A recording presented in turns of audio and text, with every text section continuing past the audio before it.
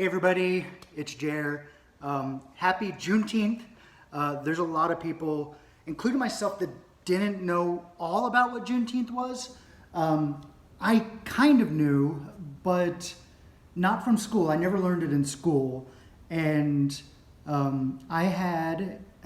my ex is black, and he didn't know a lot about it either. But whenever it came up, I was like a couple of years ago, I did a little bit of research on it, and what I came out of was that this was the day that all slaves were set free. That's not exactly correct. My understanding now is that it was the day that the last slaves were set free after getting notified later on. I found an article on it. I'm going to read it. I'll put a link in this video description, and we can kind of just learn together. For me, Juneteenth is a celebration of freedom, and a celebration in that it was a good day for our country, that we finally moved on from slavery, from having other human beings as slaves. It was the final step in that. We still have a long way to go as a country with racism and dealing with that. And it's generational and it's systematic, and we have to work to fix those issues. Generational, we have to break the cycle.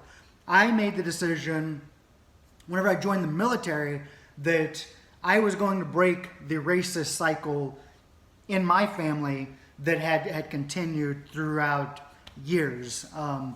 My grandfather was racist, and and whenever I've talked about it before in videos, whenever you grow up in an area where there's no black people and you're not accustomed to other races, and the only other races that you're really accustomed to are Latino Mexicans who worked in farms, and you didn't really get to know, which is horrible, but that's how it was where I grew up in Oklahoma.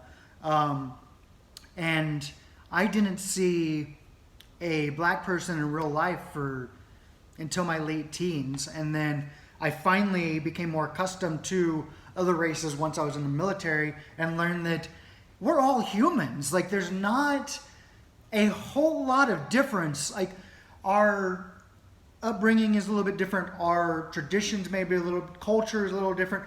But at the end of the day, our base, we are all humans. And it's just astounding that that white people ever had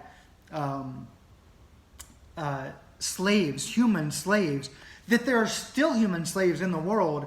It just astounds me, and we have got to work to fix that, not just in the U.S., but around the world. So Juneteenth, which I feel should be a national holiday, a celebration by all, not just by black people. Yes, it's a big day for black people, but for all of us, because it was a step forward for our country. And I celebrate it because I have so many black people that are loved ones of mine, friends, people that I consider family that are black, that I think, you know what, if Juneteenth hadn't happened, if we hadn't ended slavery,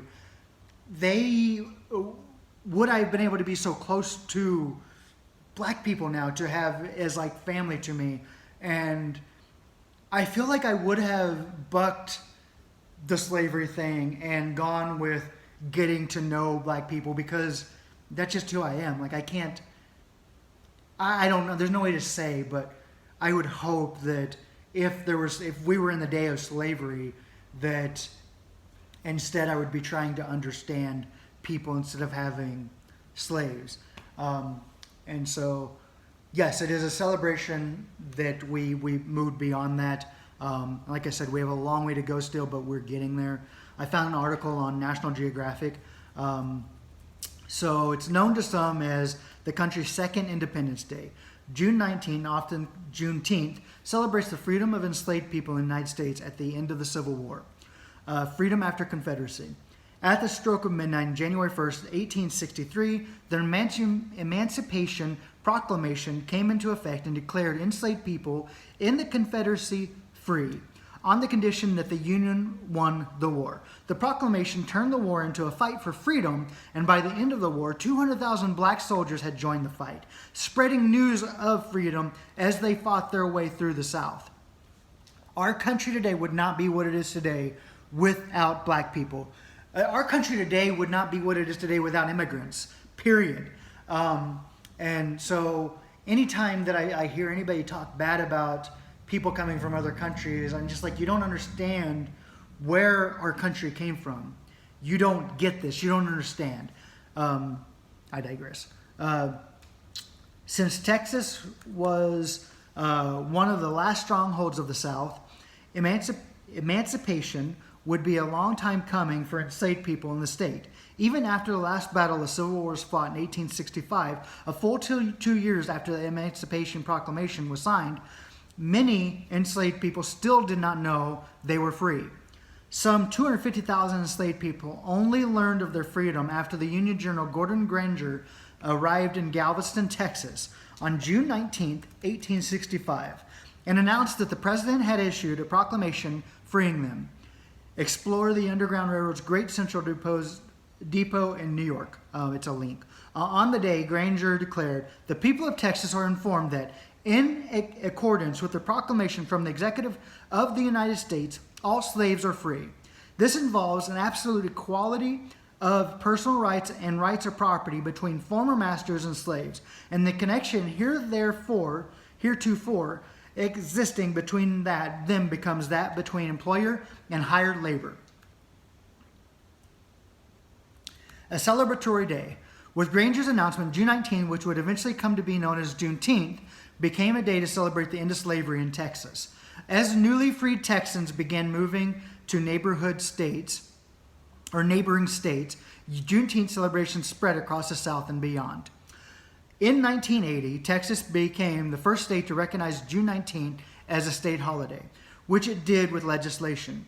Today, Juneteenth is recognized by nearly every state, and there's an effort underway for federal recognition. Initial Juneteenth celebrations included church service, public readings of the Emancipation Proclamation, and social events like rodeos and dances. As the civil rights movement gained momentum in the 1960s, Juneteenth celebration faded. In recent years, however, Juneteenth is regaining popularity and is often celebrated with food and community. It also has helped raise awareness about ongoing issues facing the African American community, including a political fight for the reparations or compensation to the descendants of the victims of slavery. For decades, many Southern black communities were forced to celebrate Juneteenth on the outskirts of the town due to racism and Jim Crow laws. To ensure they had a safe place to gather, Juneteenth groups would often collectively purchase plots of land in the city on which to celebrate. These parks were commonly named Emancipation Parks, many of which still exist today. Other emancipation celebrations. Despite the holiday's resurgence in popularity, Juneteenth is still not universally known, is often confused as Emancipation Day, which is annually celebrated on April 16th. Just as Juneteenth originally celebrated freedom in Texas, Emancipation Day specifically marks the day when President Lincoln freed some 3,000 enslaved people in Washington, D.C., a full 8 months before Emancipation Proclamation, nearly 3 years before those in Texas would be freed. So there you go. That is what June 19th is. I do feel like it should be a national holiday, a time to celebrate, but also a time to learn, a time to come to terms and understand what still today African American people are facing and having to deal with. Recently, I watched the documentary 13th. I highly suggest watching 13th. It's here on YouTube, on the Netflix channel on here on YouTube, and it's also on Netflix. It was very educational about the criminal justice system and how it still enslaves a lot of African American people to this day. So definitely check that out. Do some research of your own. Learn what the black population has to deal with as far as racism, and learn what we can do as white people and other people of color, and even as African Americans, to fix that in today's world. Yeah, that's all I have. Enjoy June 19th, Juneteenth. I hope that this taught you something. And I will talk to you very soon. Love you all, and I'll talk to you soon. Mwah. Bye.